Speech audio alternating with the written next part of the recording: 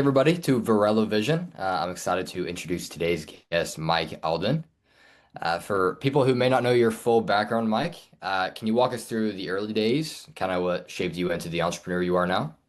Oh, geez. Well, first of all, thanks for having me. As you and I were talking a little bit earlier, it's been a minute, as they say, since I've been out there, talking publicly. I mean, how far back do we want to go? Because we go back to, when I was a kid, standing on the street corner selling lemonade or having the paper Yeah, route or shoveling, snow in the winter. I mean, I think it goes back that far, right? as far as the world of entrepreneurship, and it's really something that's kind of been in my blood. I think it's also something that was um, a bit of a necessary element of success in life because growing up the way I did, you had a couple different options, and you could either take things, right, not the correct way, or you could go out and figure out how to earn the money that you needed to earn in order to buy the things that you needed. I know you're a lot younger than me, but back in the day, there were certain clothes that we wanted and they were very Mhm. expensive. And, talking 70, $80 for a pair of jeans,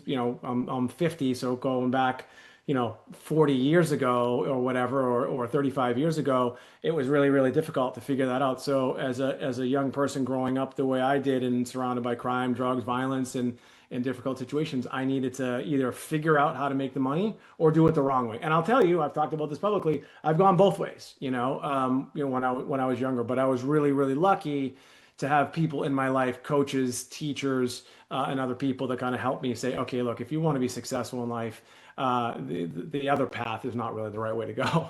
Right, right. Yeah. Could you share a little more on the importance of having like a coach and stuff? I know a lot of viewers may be in a spot right now to where there may be my age or younger, or your age or even older or younger, and they're thinking, well, I just want to make money. I'm gonna do anything possible, but that's not always the right mindset. So can you touch on having a coach and the importance of that?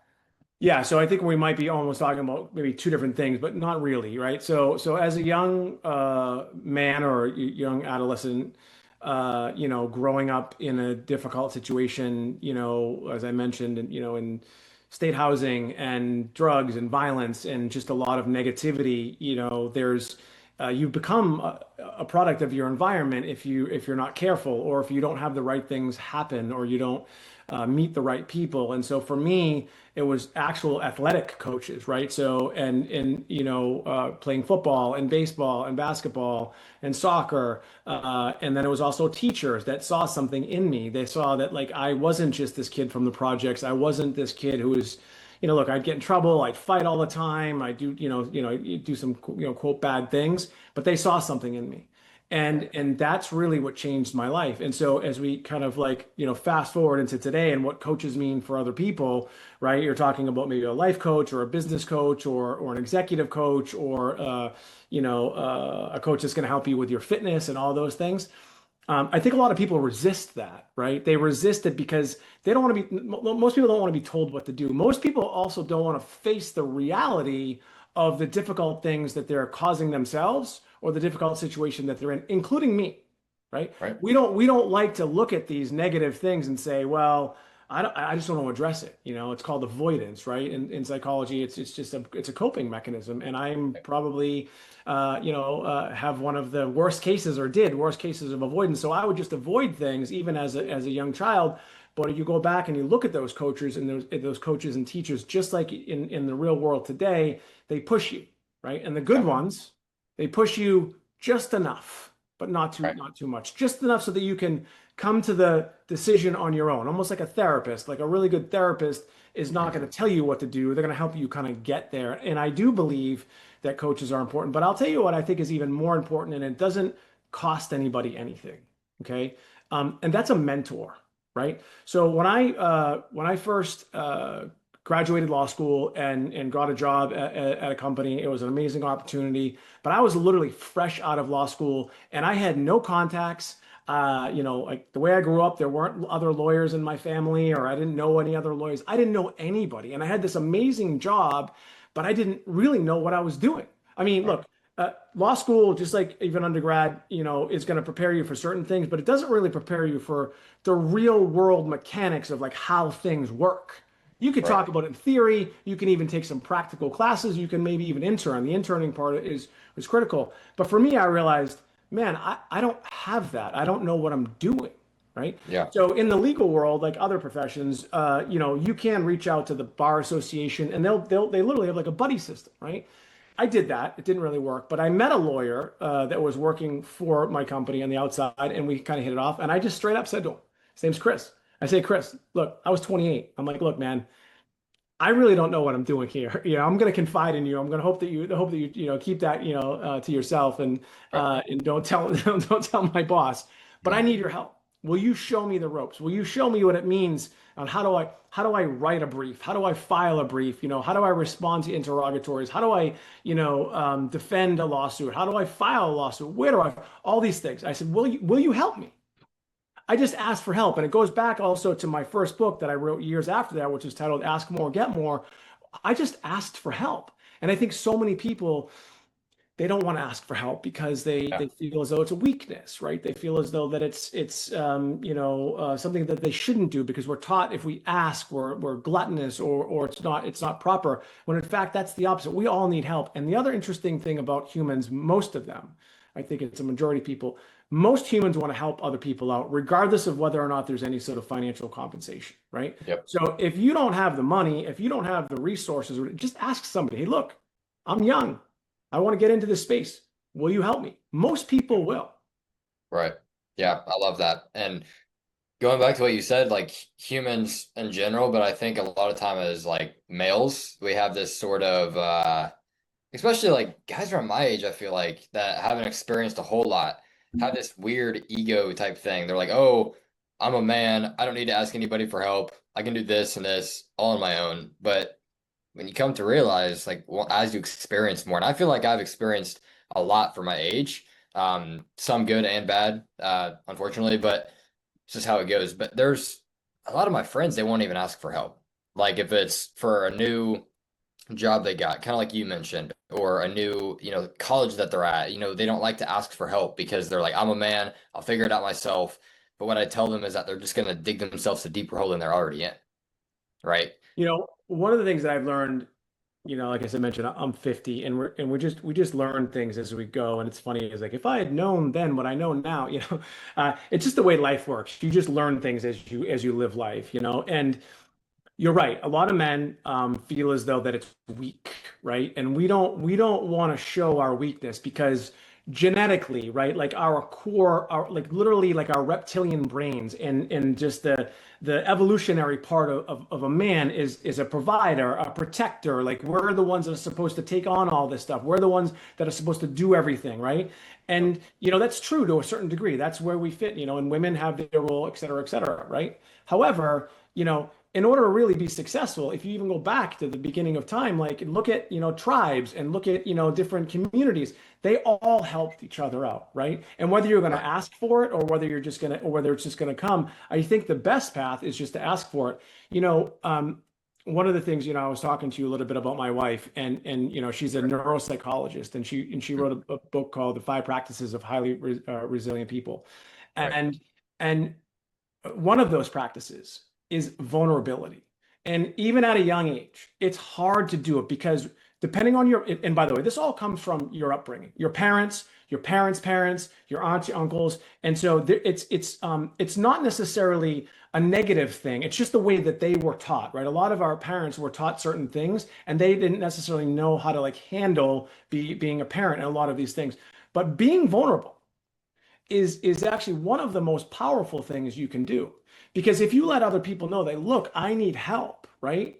And open up to them, not begging them, but just being like, hey, look, I don't know what I'm doing here, or I need Right. help with this, right? How else are you going to figure it out? Now, AI is solving a lot of these problems, right? I think it's Right. actually probably going to make it a lot easier for people not to ask for help, right? When we can just get on ChatGPT or Perplexity or whatever you use and just Right. ask these questions, which is great. But no matter what happens in society, at least within the next, I would say the next 10 or 20 years, you're going to need some human interaction to help you get to wherever it is you need to go. So don't be afraid to be vulnerable. Don't be afraid to let people know that you need help because in all reality, if you are only 20 years old or whatever your age is, you most likely just don't have that experience, and that's okay. You'll get Yeah. it. but you'll get it from learning it from someone else, and you'll be a lot more successful, and it'll happen a lot faster if you learn it from someone else rather than trying to figure it out on your own, even if you're using AI.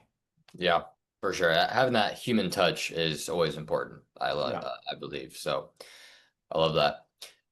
What was the turning point for you? I know you mentioned like early days, like whether it was struggles or just something. What was the thing that just clicked in your brain? Like you got to get it in gear. Well, so there's a lot of different things, and there's a book called The Talent Code, and it was written right around the same time as Outliers was, right? Outliers with Malcolm Gladwell, So in the book The Talent Code, it's a great book, by the way. I'd recommend everybody get it. And I bought it because I wanted to be a better soccer coach for my daughter. I wasn't really like a soccer guy, but I was Yeah. teaching her soccer, and I found this book. And anyway, in that book. One of the things that the author talks about is an ignition moment in life, right?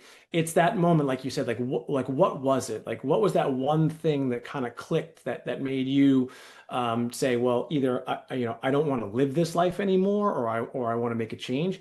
And it's different for everybody. And there's different stages in life where those aha moments or those things that click, for you. For As sure. a young child, as a young teenager, as I mentioned earlier, look, I grew up tough, and there's just no way around it. Were there worse situations in mine? Sure, but I was going down the wrong path when I was a young kid, and I obviously had talent, right? And people saw that, But my father and my mother were both in the picture, and I'll say that one of the things that really sticks with me today, call it, 35 years later, 36 years later, was, I used to fight a lot. I'm a big guy. People would always want to fight me. I didn't bring the fight. I didn't like it. It was very traumatic. Even now, looking back on it, a lot of the things that I went through were back then we would just think, oh, it's just like boys being boys. But no, it was like pretty traumatic, like having to go to school every day, worrying about whether or not I was going to be jumped or this, that, the other thing. I got into a fight and with an older guy. I was 15, he was 21, right? And Wow. he was much bigger than me and much stronger than me and the whole thing. And I ended up it was a very, very violent, altercation, ultimately where I won the fight, right? And I was telling my mother the story, very proud. Because that's the way I grew up. I was like, oh, hey, I was a tough guy. I was telling my mother the story, and I was so proud that I had, stepped up and beat this guy up and blah, blah, blah. And it was a tough guy. And I was playing basketball a few towns over, right? And Mhm. these kids knew who I was. And they knew who I was because of that very violent altercation that I was involved in, right? And Right. I came back and I told my mom, there were no cell phones, there's none of that stuff, but they knew who I was. Right. And I came back and I told my mom, and I was all proud. And, she's sitting there and she's looking at me, and she looked at me and she said, is that how you want to be remembered? And I just gave myself chills just thinking about it. I was like, no, like that's not how I want to be remembered. Like, and so that was one of the moments in my life when I think I was about 15, and it just clicked, and I was like, okay, I need to turn this thing around. I need to focus more on my grades. I was a great athlete, right? But I need to focus more on my grades. I got to stop hanging around with the wrong kids. And the beautiful part about it is that I got it.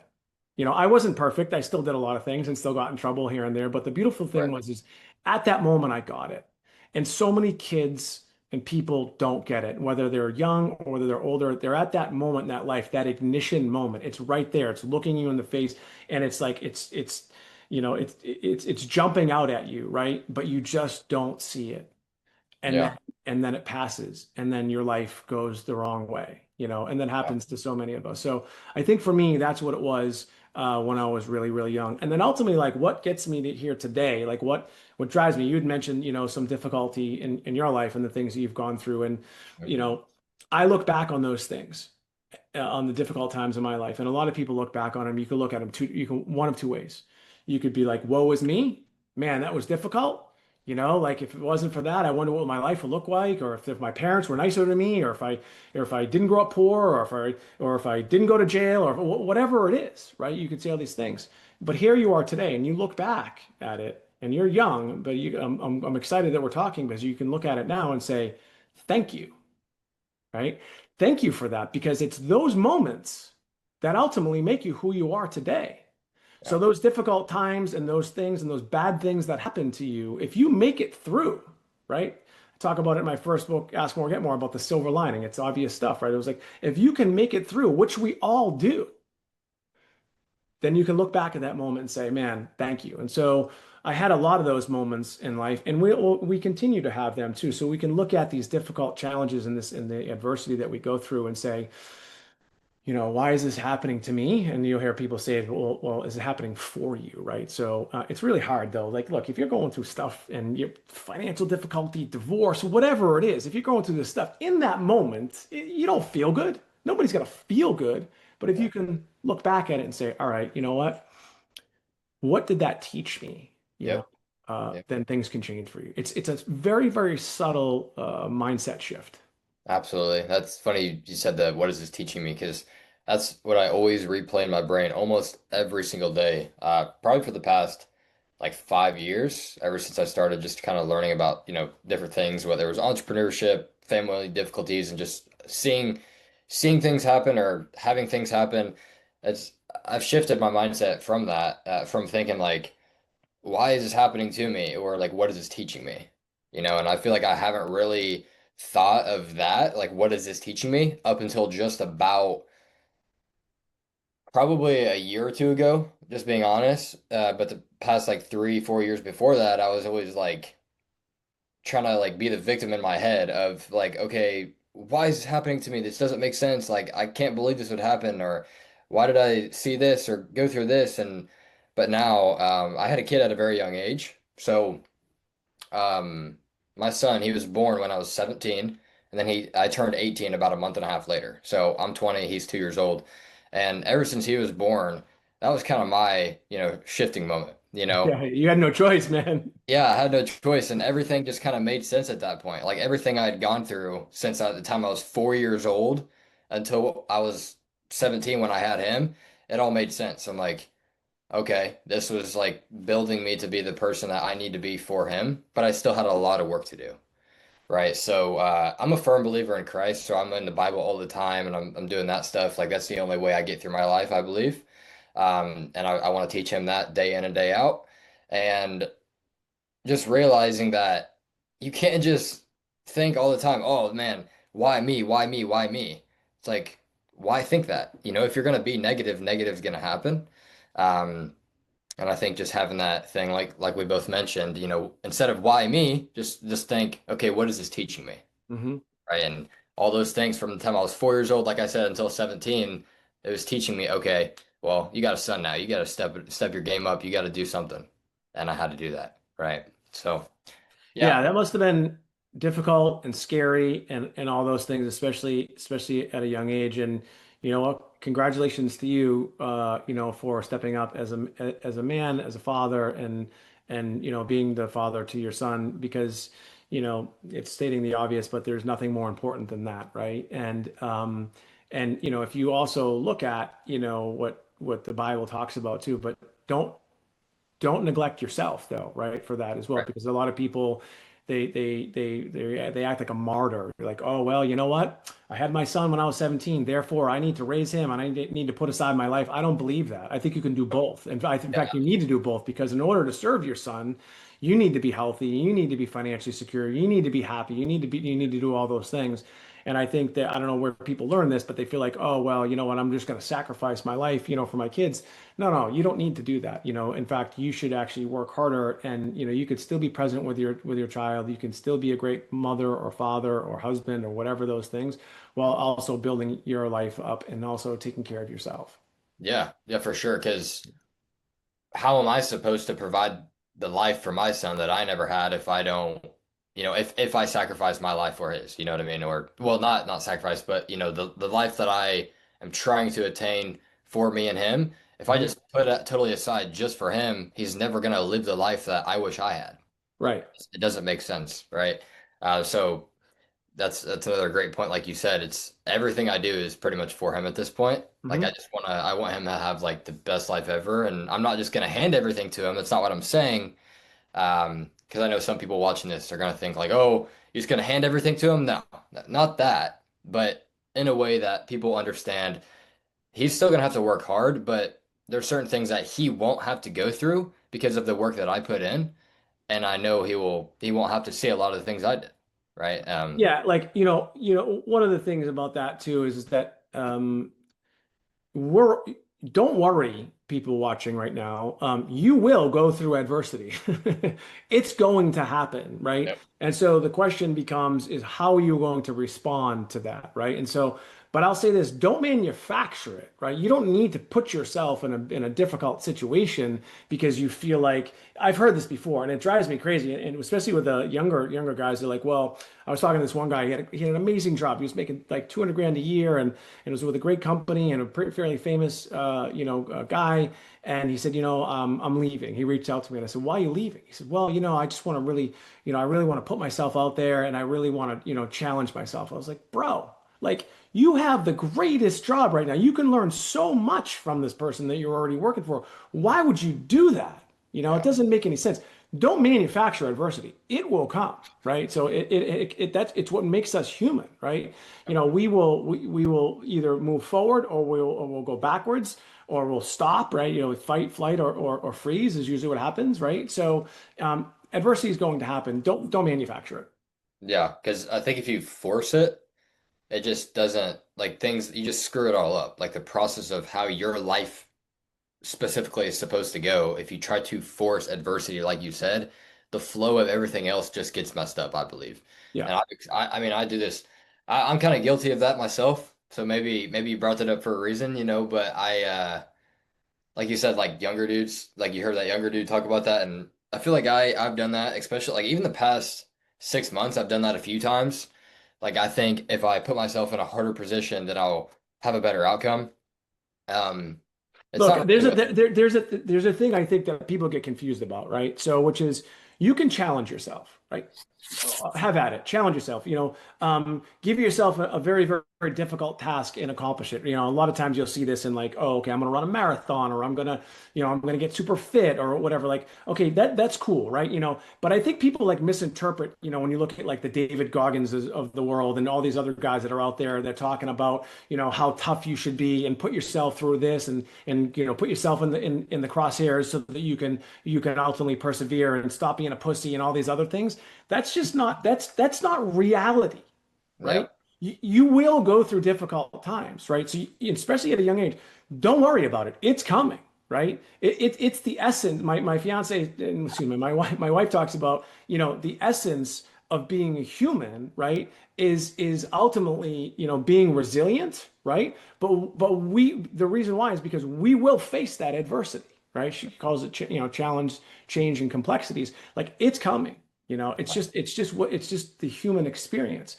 But right, don't put yourself in harm's way. Now, there's this other thing that I think people get confused, which is, being uncomfortable. Like put yourself in an uncomfortable situation. Like get yourself outside of your comfort zone. Okay, there's value in that as well. But that doesn't mean that you need to like, all of a sudden, if you're living with your parents and you're living rent free and you're trying to figure out your job or whatever, that doesn't mean you just leave your parents' house and pitch a tent somewhere, right? You have a home, yeah, whether you're paying them rent or whatever, you have a home. Like I lived at home until I was 24, right? And because I needed to, that's just what I needed. So don't manufacture it. That will come. You can certainly challenge yourself, right? But don't create adversity, and it doesn't make you better. It actually can make things much worse.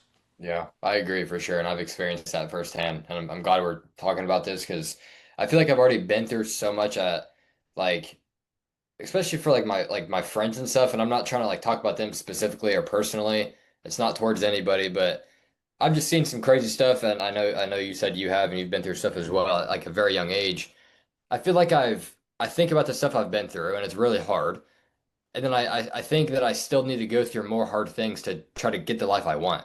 But it's not like that because I've experienced the past 6 months. Like I said, I've tried to do that, but it just makes things worse. Like I'm not a happy person when I do that, right? Because then it just makes me dwell on everything else that I went through in the past.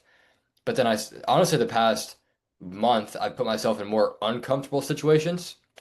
Like I joined this like massive, like I'm going to be joining this massive business group here in my local town, full of like people that are anywhere from like 30 to 60, and I'm 20. And they said, hey, you're young, but we're inviting you. I'm like, I don't really feel comfortable doing it, but I'm going to do it anyways, right? It's Well, uh, that's a great, so that's the difference. So that's a great opportunity, and it might be a little uncomfortable for you, right? yeah, That's fine.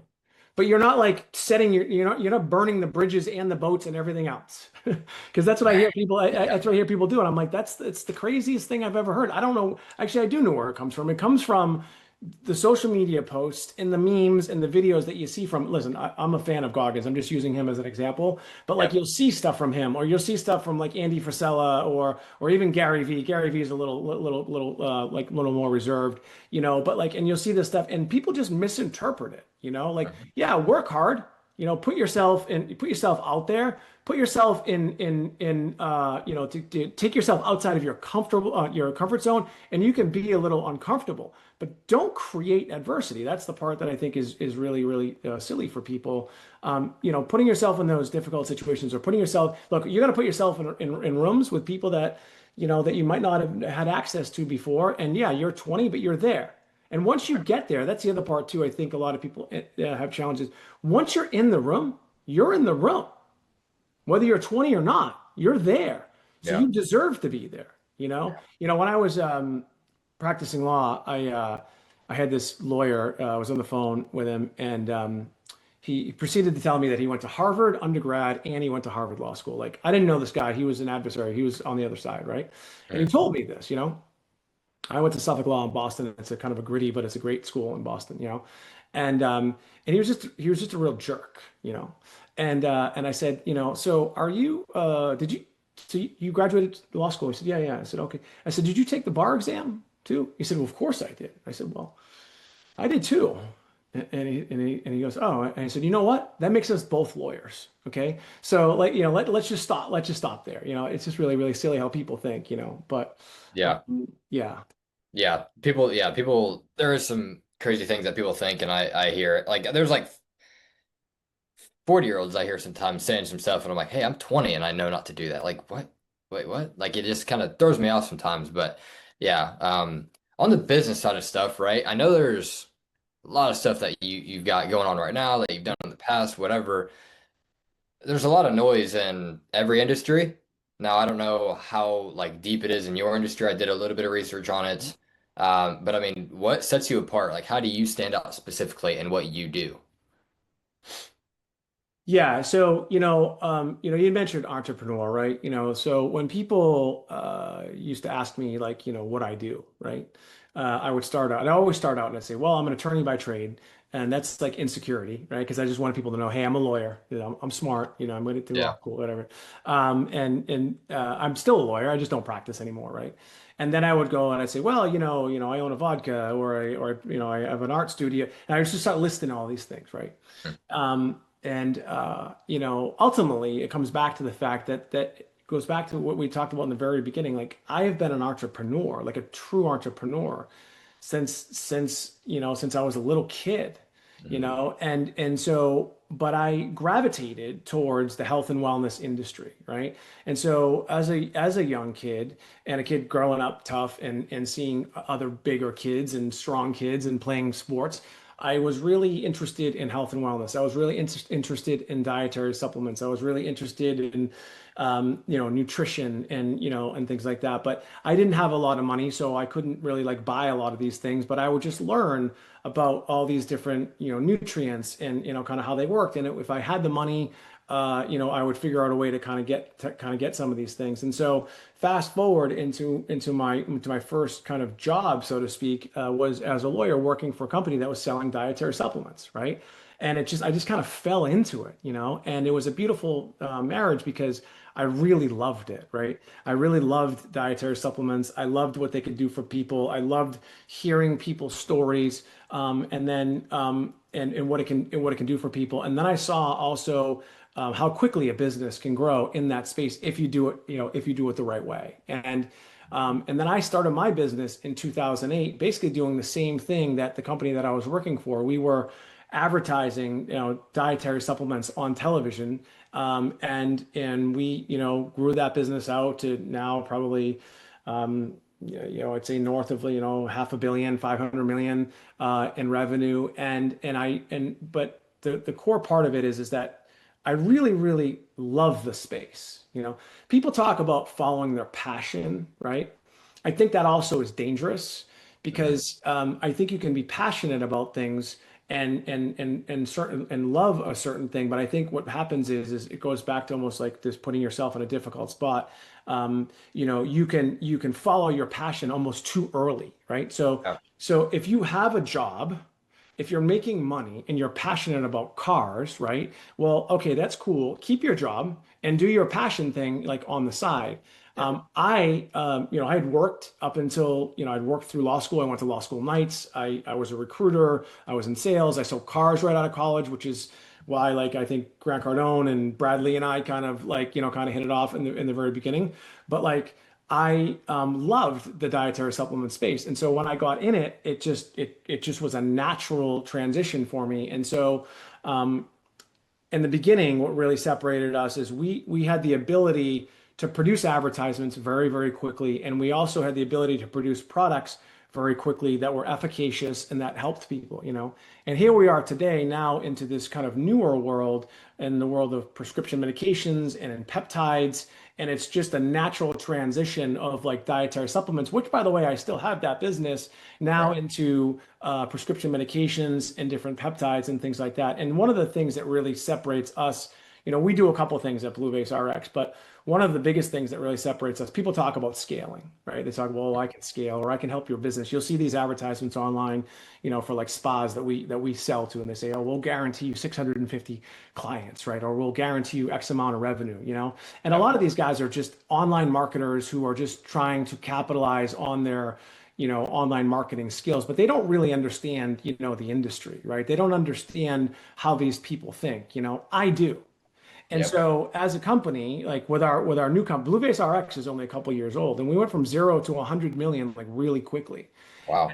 And that's scaling, right? Yeah. Like people talk about, oh, I can help you scale and I can do this, that, and what they like to do is they like to look at your processes and they overcomplicate things. Mhm. What I do is I don't complicate things, right? And I move quick. I move very fast, and I do it in a way where I try to minimize risk. I leverage the people that work for me. The same people have been working for me for years, and we know how we all work together. And we analyze the situation. We say, okay, let's go. I Yeah. don't. I do not get bogged down in a lot of the details. Now, that might drive some people crazy. But, well, hold on, you need to figure this thing out. You need to figure that thing out. No, no, I'll figure it out as I go. I put together what they call like an MVP, right? Minimum value, excuse me, minimum viable product, right? And then we go with it, right? And we analyze everything that's happening. We look at, what's the response? Is there a response? Isn't there a response? What are people saying about it? What are the testimonials that we're getting? What can we do better? I test ourselves all the time. Like I put orders into our own system, and see what happens. Like we have a peptide business, and it's taken like 10 days for one of the peptides to come to me, and I was like, what's going on? Hmm. Like I did it. I didn't tell anybody I did it, right? So people talk about working in the business and on the business. I do both. Yeah. Why? Because I need to know how everything works, right? If Yeah. you don't know how it works, I have about 70 salespeople, right now that are on the phone that are selling our peptides and our GLP-1s. We have stem cells and exosomes, right? And they're doing all that stuff, right? And I will do the same thing. I'm not going to do it today, but I will get on the phone and bang out phone calls just like everybody else. Some people would violently disagree with that methodology. That's fine. You do it your way. I'm going to do it mine. I know it works. There might be something else that works better. And if there is, show it to me and I'll learn it. So that's another part of the key aspect to it is I'm open to suggestion, right? Yeah. My ego is pretty big, but I'm also not so blind to the fact that other people have done it better than me.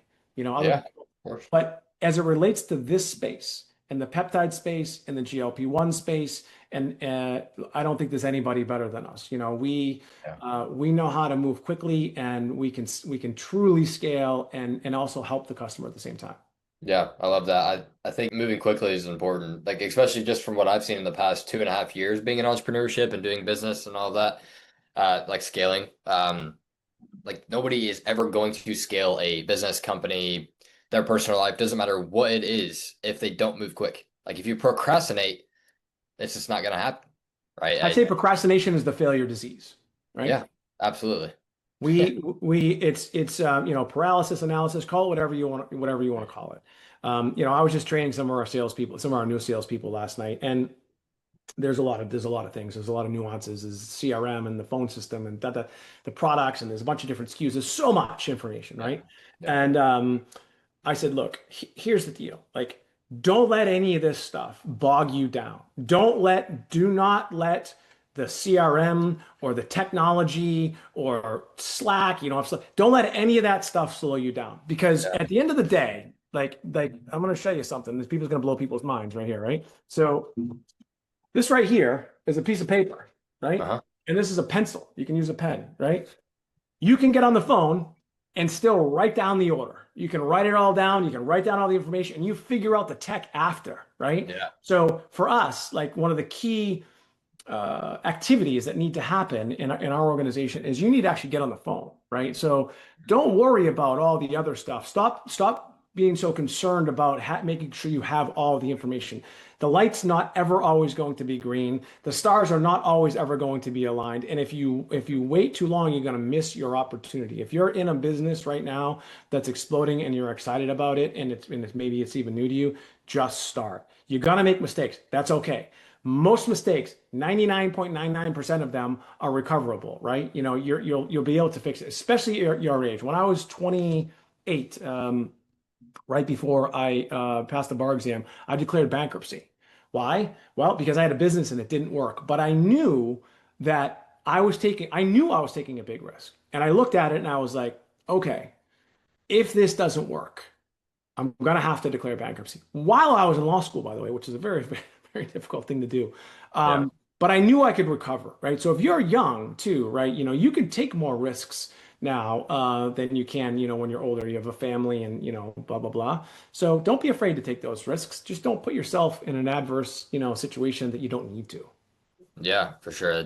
Kind of like what we were talking about earlier. It's like the knowing what comes with the risk is like definitely important, but I mean just actually still taking that risk is something that's like a lesson learned type thing, instead of thinking like, oh, this is terrible, this is the end all be all. If I fail, I'm just giving up. Like that's not an entrepreneur mindset. Like you're just trying something new like, at that point. Like you need to just keep going and going. Like when I was gosh, when I was in middle school, I used to try to sell candy to people. I would beg my mom to buy these packs of like it came with like 6 packs of Skittles, Starburst, M&Ms, and like whatever else. And then Yeah. I would sell them for like $2 each, and the profit was like maybe $13. But to Hmm. me, in sixth grade, that was a lot of money. It was like, hey, I could buy a Subway sandwich after school and not have to ask my parents. And I unfortunately only did that one time because the Walmart in my local area sucks and they stopped carrying those things. And she was like, I can't afford to keep buying these for you from Sam's Club or whatever it's called. And Yeah. I was like, okay, what if I give you money? She's like, okay, sure. She's like, where are you gonna get the money? I was like, I still have a little bit left over from the what I did Yeah. last time. And I kept going from there. And then I tried to sell some like other type of candy, and I remember it like I loved it, but nobody else did. And I thought I was like, one of my friends was like, "Are you just gonna like stop doing it?" I'm like, "No, I'm just gonna go back to my other candy because it was working." You know, Yeah. just I an love that. example. I love that story, man. And I have an 11-year-old and a 13-year-old son as well. And the 11-year-old over the summer did almost the same exact thing. He went and bought ice cream sandwiches. He bought Mm, them, and then he literally stood on the side of the road. Actually, it was actually on like a jogging path, right? And sold this ice cream. And we taught him. We talked about, okay, well, okay, what's your cost, right? What does it cost? What do you think it cost? What do you think your time is worth, right? And then he had his brother helping him, his older brother helping him, so he had to pay him a little bit. And then we said, okay, and at the end of the day, like if your cost is $50 and you brought in 100, you take out maybe your time or you take out the expenses that you're going to pay your brother. Like, what's your net profit? You say, okay, well my net profit on that was like $25. Great, cool, and that learning experience that you learned at a very young age, we don't necessarily can't understand it at the time, but that man, that learning experience and that teaching moment for you is such a beautiful thing because you've learned like, oh, okay. My daughter heard me talk about this once. I was talking to a manufacturer, and she's like, "Hey, Dad," she was probably like 7, she's like, "Hold on, so are you buying that stuff from the manufacturer at one price and then you're selling it for another price?" And I was like, that's exactly what I'm doing. And that's how the world works, man. So congratulations to you for that. That's a great story. For sure. And I'm glad to hear that, your family's doing that as well with some things. That's awesome. And Yeah. uh, having people that are like so young, like you mentioned, your kids like wondering about that stuff just shows like a super bright future, I think. I see because my friends they would tell me all the time like you have $0 now, like what are you gonna do to buy more candy? Like it was just some stupid thing that was floating around like school for a little bit because we had such a small class. They were like, you have no more money, how are you gonna sell candy? I'm like, I'll figure it out, like I'll just figure it out, like I'll go take the trash out for like other people in their house. Like there was like an old lady across the street, her name's Imogene, shout out Imogene, she's like 103.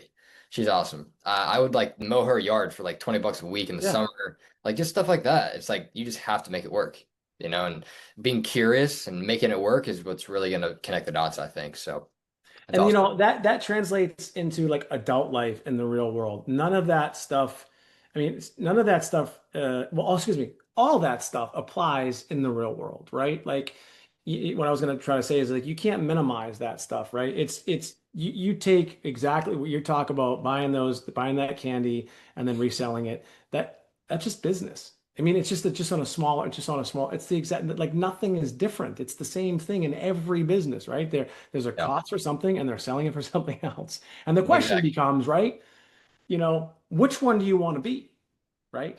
Like, everybody's worried about AI, right? And about what's going to happen, how it's changing the world, and all these other things. That's true. It's just like it's just like the our version of like the Industrial Revolution. Like people resisted, the cotton gin. People resisted, the automobile. People resist all this stuff. People resisted the telephone. People resisted the internet. Okay, this is just we're just evolving as humans, and this AI is a part of that evolution. So you have to ask yourself, like, where do you want to sit, Hmm. right? And like you can use it, great, and just to ask silly questions and answer your questions, or you can say to yourself, like, where do I want to be in this world when it comes? Because yeah, you know what? There is a major disruption. It's stating the obvious. We all know it. There is a major disruption happening right now, but that doesn't mean that opportunity is drying up. In fact, it's the opposite. The Hmm. opportunity is greater than it's ever been, Oh right? yeah. But I always like to say to myself, like, where am I going to sit? Like, I want to be the one that's selling the stuff, right? Yeah. Because I can control my destiny to a certain degree, right? And then I'll leverage AI to help me, sell more of that stuff. So, do you want to be the buyer, or do you want to be the seller, or do you want to be the one that's working, for the seller? It's just up to you. And by the way, working for the seller is fine. Hmm. Entrepreneurship's not for everybody. It's certainly not for everybody. You can whatever makes you happy is really a thing. Entrepreneurship. I think there's a fantasy out there about what it takes to be an entrepreneur. A lot of people say, well, I'm an entrepreneur, or I'm a CEO. I'm like, okay, that's great that you have that title. You might have started a company and give yourself CEO and give yourself that title of entrepreneurship. But as you know, even at a very young age, it is a very, very difficult thing to do Yeah. psychologically, financially, physically, emotionally, right? Same thing as psychology. So all that stuff is very, very difficult. But the beautiful part that I love personally about entrepreneurship is ultimately I can do what I want when I want, right? Hmm. So if I decided that I don't want to work today, I don't have to work today, right? Right. Do I have people I still have to answer to? Sure. I have partners, I have manufacturing partners, I have banks, blah, blah, blah. I still need to quote answer, but no one is telling me that I need to roll out of bed and do like, that's the part about entrepreneurship that I love. I know I was with my wife this morning and, I think it was like 9:30. We woke up at like 7 and we were just talking, just drinking coffee and just talking. And we talked for Hmm. like 2 hours, just sitting there just talking. And Yeah. for me, like that was such a precious moment, not only like just because our relationship's amazing, but just in the world of entrepreneurship. Like that's why I really love entrepreneurship. And I'll tell you, like if you want to enter this world of entrepreneurship, you also have to be prepared for a lot of pain. Like it sounds like you've Mhm. already gone through it, right? Yeah. And you'll probably go through it again. Like it is a very, very painful thing. I think it's necessary actually in entrepreneurship. Like I said, it will come, right? Your adversity will come in life, and most certainly is going to come in entrepreneurship. But if you can make it through that pain, right? If you can make it through those adverse moments, it is a really beautiful place to be in. Absolutely. For sure. That's like the entrepreneurs that are like super successful. I mean, like even going back to what you were talking about earlier from what you've done, like you would not be the person you are today without what you've been through in the past. It's what it is. And I like how you shared the doing whatever you want whenever you want. Like, yeah, sure, there's people you have to respond to, but it's not like a hassle for you, right? It's they're not telling me like I can't sit down for 2 hours with my wife in the morning and drink coffee, Yeah. right? But if you were to have to I'm not saying anything against people who work the regular 9 to 5. I'm nothing against it. People enjoy it, No. people don't. But for me, it's just not for me. Like Right. it's awesome that you can wake up, talk with your wife for 2 hours, not have to worry about anything. Yeah. Like if you get a little ding here and there or a call, like yeah, I can take that for 5 or 6 minutes, Right. whatever. Or But not. or not. Or just turn your phone off. And so Yeah, that's why it's a beautiful place to be. And I think also as an entrepreneur, you also have to be able to really like look at yourself and say to yourself, like, am I putting in the effort? My second book is titled 5% More, right? And I talk about just doing a little bit. It's like Ed Milet came up with his book a few years ago. It's the same concept. I think The Power of One More, right? mhm, And it's a concept that we've all learned throughout the years. We just wrote a different version of it. And as an entrepreneur, I think you do need to push yourself a little bit more because you don't have people you have to answer to. And you know what? There are many times in the world of entrepreneurship throughout my career where I just want to curl up in a little ball and cry. yeah, Like, yeah, like, and I have, right? And just like literally in my basement, lights out, not talking to anybody, like a mini depression, whatever you want to call it. Um, that's a dark moment of entrepreneurship. Or when it's late at night and it's time to cover payroll, right? And you don't have the money and it's just you, right? mm, There's no one else there because if you don't cover payroll and it's your business and you don't have a partner, like you are the one that's responsible for it, right? And that's a lonely, scary place to be. But the great entrepreneurs figure it out, right? yeah, You look at Elon Musk's and, forget about your political affiliation, but you look at Trump, like Trump's, whatever you want. I don't have really an opinion, and I'm not going to give an opinion about it, but like at the end of the day, the guy has been a great marketer and a fairly great entrepreneur. Some people disagree. I don't really care whether they do or not. I'm just using yeah, them as an example. But right. both of them, have been through difficult times. Did Trump have, things set up for him in the beginning? Sure. But, take a look at, what's his name there from Mark Cuban. Okay, Mark Cuban tells Yep. stories about, how he, went on a date and he went to his apartment and he goes to turn the lights on and the lights were shut off. Like that stuff, that's what makes you like an entrepreneur, right? Because you have that inner drive. Like I don't want that to happen again. Like I don't want to feel that pain again, but like the great entrepreneurs in life, the great successful people in business and in life have been through some of the most difficult things you can possibly imagine. And Yeah. that ultimately is what made them who they are today. Yeah, yeah, absolutely. Yeah, I've never met a very successful entrepreneur that hasn't been through like something hard. Like it won't ever happen. Like it's part of it. Like adversity will happen, like we've been talking about. Like don't force it, but it's gonna happen. So just go with the flow pretty much. Roll with the punches, as my Yeah. dad's always told me. You I know? think there definitely are ways, right, as you learn to like minimize it as best you can. And I have suffered some pretty horrific things in business, and I talk about it in my books. And from like that payroll scenario, like I remember waking up at like 3 o'clock in the morning and looking at my bank account, and it was negative $143,000, and I had 200 people working for me, and I had to cover payroll, and I didn't have the money. My house was only valued at 350,000. Okay. So like I didn't have it, and that is just a horrible place to be. And but the reason why I'm telling you is that I've had so many instances like that in my career that happen over and over and over again. I used to tell people all the time, like, I'm just so used to getting beat. I'm so used to getting punched in the face and I'm so used to like just getting punched in the gut that it like hardens me, right? And it makes me better. And but what it's also done, right? And I don't think I've ever talked about this publicly, right? What it's also done is it's frozen me, right? Mhm. It has prevented me from taking some of those risks, moving forward. It has prevented me from looking at some of these opportunities and doing these things because I was so scared of losing again, Yeah. because I've lost so many times. But what the actual fact of it is that if you keep pushing forward, it's that whole like it's not how many times I get knocked down, it's how many times I get up. Okay, it's cliche-ish, but it's just true you know Yeah.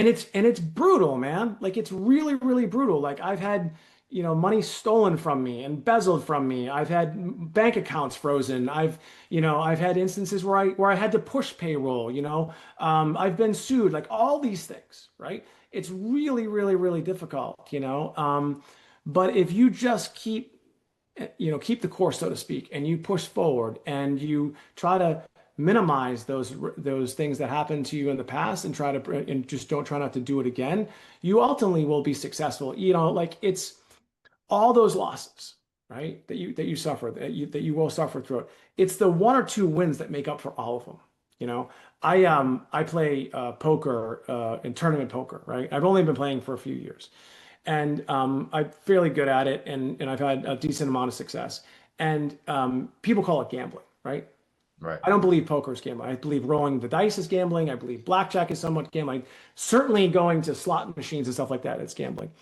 But one of the things that so many things that I learned in poker, but one of the things that I really love about poker is that you are dealing with a bunch of different people, right? All at a table, right? You're interacting with all these people. There's money involved. You're trying to get information out of these people in order to make a decision. And a lot of the times you don't get all the information you need, but ultimately you have to make a decision.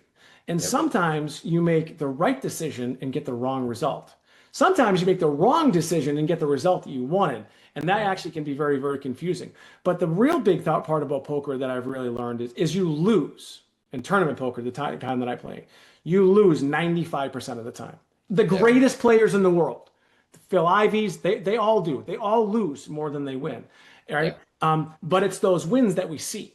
And that's those things that's what we want. But they lose over and over and over and over again. And so they are truly like the definition of resilient, right? That's what my wife talks about, is like being resilient. So you just have to be able to harness that inner resilience, especially in the world of entrepreneurship, because you're going to lose a lot more in life as an entrepreneur than you will as just as a W-2 employee, right? And Yeah. that's okay if you want to be the W-2 employee. It's really up to you. You just need to make a decision on what you want to do. Yeah, for sure. I think like you mentioned, you're gonna lose more than you're gonna win, but it's those wins that really stand out. Because I've always told my friend, he's also trying to do business as well. He's talking about like being like stable in business. I'm like, listen, man, like you're gonna have low months. Like you're gonna have months where you have zero sometimes, and like let's say you have like $100,000 profit in a month, right? Like, and let's say your average is a certain amount. It's like you need to have where your big months are big enough to where when you have low months, it's still enough, right? To where it's like those losses that you have, they suck, but the wins that you have are so like good that it just makes up for the bad losses, you That's know? exactly it. I mean, and that's exactly what happens in life. You just need to continue to stay in the game, And by Yeah. the way, look, I think there's also a really kind of misinterpretation of quitting, right? My wife talks about, she calls it productive perseverance, right? There does become a moment in life and in business where you have to say, you know what, this isn't working. I got to do something else. And that's Hmm. okay. To make that decision is a very, very is a very, very difficult decision to make. And I make it all the time. I Yeah. fall in love with businesses. I owned a vodka and I like fell in love with it. And we had a lot of success with it and we did some great things and we sold it all over the country, but ultimately it just wasn't profitable, right? And I had to walk away from it. I owned a restaurant, there were all these things that I just really, really loved, but ultimately I had to walk away from it because it just wasn't working. Yeah. And we step back, we pivot, we reformulate, we do all these things. We try to save it, we try and do all these things. But at some point, it's okay to just stop, right? Yeah. Stop the bleeding, go back, retreat, kind of reassess, figure out what's going on. Maybe go back to that stable thing that you had before so you can continue to put some money in your bank account and then think about that thing that you really like and see if you can maybe do it a different way, bring in a partner or whatever it is. It doesn't mean that it's over, right? Yeah. I have a clothing business called Wicked Happy, right? It's wickedhappy.com. And that business, a lot of fun. We sold all over the country. We're from Boston, so the Wicked thing, but we sell all over the country. We have some like we everybody that buys it loves it. Every store that it's in, we sell through. But right now, that's not the business that's going to pay my bills. That's not the business that's going to allow me to continue to grow and to do the things that I want to do for myself and my family. And so we didn't stop. We just kind of like paused a little bit. We're still the website and people can still buy and we're doing some stuff, but like, we needed to pause and be like, all right, you know what, this other thing is the thing that's working and let's just pause that. So we just put it aside, put it on the shelf for a little bit. And then when it's time, we can start to, pump more resources into it if we need to. Yeah, for sure. It sounds like you've had a lot of businesses over like right now and just in the past. Like that's awesome. I like the variety of different things that you're doing. That's awesome. That's something I want to do in the future as well. And I'm sure a lot of people watching right now maybe have already done or want to experience in the future, but that's just like part of entrepreneurship. You could do whatever you want. It's awesome. So I like to ask a lot of people this question. Now, a lot of viewers may feel this way, and maybe you do too, and I know I do, but we sometimes wish we had like a magic wand, or we wish we could just snap our fingers, and whether it's like processes or systems or just something that just goes smoother in business. Like, what would that one thing be for you? Like, if you had a magic wand, you could just fix instantly right now in your business. That's a great question. No one's ever asked me that question before. And the first thing that kind of comes to mind is I've bootstrapped all of my businesses, right? I've used my own money in all my businesses. Yeah. It's because it's the only thing I know. Right? It's the only thing I knew, right? Yeah. And I wish and wished that I had, better cash flow, right? I wish that I had lines of credit, right? I wish that I had loans that I could use to grow the business. I just never did, right? And so if I could, snap my fingers right now, I'd love to have, well, today is different, but like, going back, in some of these businesses, like I just wish I had a little bit more money that I could use in order to grow the business. Because like I mentioned, like the vodka, right? So we had this great vodka. It still exists today, but we're just not doing much with it. And I loved it, and I promoted it, and I'd put a backpack on, and go to liquor stores and sell, like I told you before, like I'd sell the stuff myself, right? Yeah. In bars and nightclubs, etc. And but it we just kept pouring money into it, and it became like millions of dollars, and it just wasn't profitable, right? But if we had had millions of dollars that from investors or what have you with a plan to grow it, I think we could have done much bigger things and then ultimately sold it.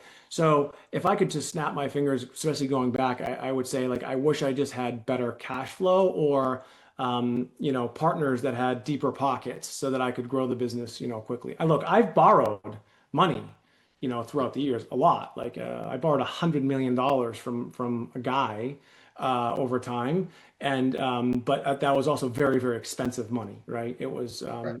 It wasn't traditional like a traditional loan. But if I knew how to raise money, which I didn't, and I still kind of to this day don't. It's just not my world. My Yeah. wife knows a lot about it more than I do. If I could snap my fingers, I would say I wish I had the cash flow and the capital to grow the business quicker because bootstrapping it makes it really, really hard. Yeah. Yeah, for sure. I think like cash flow and just having the money to just do whatever with would be awesome for anybody, that's especially for like what you've experienced in the past with that like that vodka thing, that business like you had. Because I know you mentioned like you loved it, you enjoyed it a lot, but you ultimately had to step away from it because it wasn't too profitable, right? Right. Right. Um, but yeah, I like to do like a quick fire round with everybody Okay. before we wrap everything up here. Um, Okay. so the first one would be, what is a tool that you can't live without? A tool that I can't live without in business? Yes. Hmm. My phone. Can't live without the phone. Okay. Yeah. Why your phone? What's that? Why your phone? Well, because now, I mean, everything is operated from the phone, like, you talk text messages, phone calls, email, social media, it's all right there. So I'm like most people, I try not to be tethered to it, especially at night, I try to put it down. But yeah, I think it would be very, very difficult in today's world to operate any business without a smartphone. So I would say Yeah. the most valuable tool that I really have, other than myself, right? Because that's the first thing I would say is the phone. Yeah, Okay. yeah, Yeah, I agree. Yeah, I mean, you could do like almost anything from it these days for business. yeah. So the next one, let's see. I know for you, I mean, you've been on many podcasts, like written many books, whatever. What's your favorite book or podcast of all time? Um, so The Magic of Thinking Big was a book that changed my life. And That book I really like because it changed how I think. It's a very, very simple book. But the next one that I think it's a little bit more sophisticated, it's by Napoleon Hill, and it's called The Law of Success. And in 16 lessons. I actually owned the only known advanced reader's copy of that book. And it was so rare that the Napoleon Hill Foundation hadn't even seen it before. We ultimately ended up selling it. But that book, the Law of Success, is what I believe, other than the Bible, right, is really kind of the one of the first books in business and mindset that changed everything for me. And I think a lot of other business books and a lot of other self-help books are kind of based off of what Napoleon Hill talks about. Think and Grow Rich is great, but this book, The Law of Success, if you really want to kind of understand, mindset and business and how to work through and navigate life, I would say The Law of Success. The Magic of Thinking Big really, really just changed me on my entire mindset. And I'd say one of the biggest things is the title itself. It's the magic of thinking big, right? Hmm. So many people dream big. And I think that's also a big mistake. Dreaming is not reality, right? Thinking is reality, right? So Yeah. you can dream about wanting to be rich. You can dream about wanting a Rolls Royce. You can dream about having the jet, right? But that's all it is. So if you think about it, right? If you think about that thing that you want, the book The Strangest Secret talks about one of the things. The Strangest Secret, I'll just tell you what it is if you don't already know. It's you become what you think about. You don't Yeah, become what you dream about. So I think that those two books were really the ones that changed everything for me. And then there's just been so many after that. But I go back and I reread The Law of Success all the time. There's so many different things that I go through, and I would highly recommend that to people. It's I don't know, it's like 600 pages, and it's pretty. It's there's some pretty like kind of sophisticated principles in there. But I think that if you are ready for it, right? If you're ready for change and if you're ready to grow, then I would certainly pick up a copy of that. for sure. I'm gonna check it out. I got that written down, and Yeah, everybody else watching, you guys should check it out if you haven't already, right? yeah. That sounds awesome. But that's awesome. Mike, before we wrap up, where can people like follow your work, learn more, connect with you? Um, Sure. Yeah, so you can just go to mikealden.com, and then as far as like social media, really I would say the most active I am is on Instagram. As I mentioned to you earlier, I haven't really posted a lot these days. I've been really busy with building the businesses and not necessarily like my personal brand. That's never really been like a profit center for me. But if you just go to Mike Alden on Instagram as well. I do check my DMs. We have a couple of VAs that look at stuff as well, but usually if I respond, it's actually me who's responding. So if you wanted to reach out there and check it out, and you can go to mikealden.com. And I'll say this one pitch that I'll give you is that if you are listening right now and you are young and you are hungry and you're looking to get involved in a business or an opportunity that's emerging, that's a multi billion dollar business and soon to be in the trillions, which is in the health and longevity space, you can go to bluevaserx.com. Again, it's bluevaserx.com. And then you click join now, join us. And if you're interested, we have openings right now for salespeople all over the country that can make a significant amount of money, all working truly from home. It's not an MLM or any of that stuff. It's just working our business, and I teach you kind of how to do it. And we have some salespeople that are making high six figures and almost into the seven figures in a very short period of time. So you can go to bluevaserx.com, click join now or join us, and fill it out, and then say that obviously you saw it on this podcast. Awesome. Yeah. And everybody that heard that, I'll put all the links in the description. You guys can click there, check it out, do whatever. But one last thing, Mike, if a listener from today takes just one piece of advice from everything we've talked about or just anything, what should it be? So, I'm assuming that most of the people that are watching and listening are either entrepreneurs or entrepreneurs or people who want to, kind of have their own, side hustle or do their thing. And I think it goes back to, what we talked about earlier is just start, right? Whatever it is you want to do, just start. Do not spend too much time over analyzing things, because if you do, you're gonna freeze. Again, they call it paralysis analysis.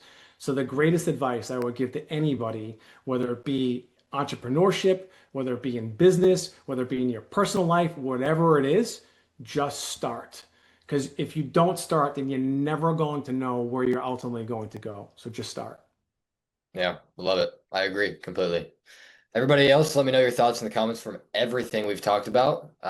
There's a lot to share in here, and I'm excited. But once again, Mike, thank you for getting on. It's been a pleasure. Whoever watches this, I'm sure we'll get great takeaways. If not, they probably just didn't watch.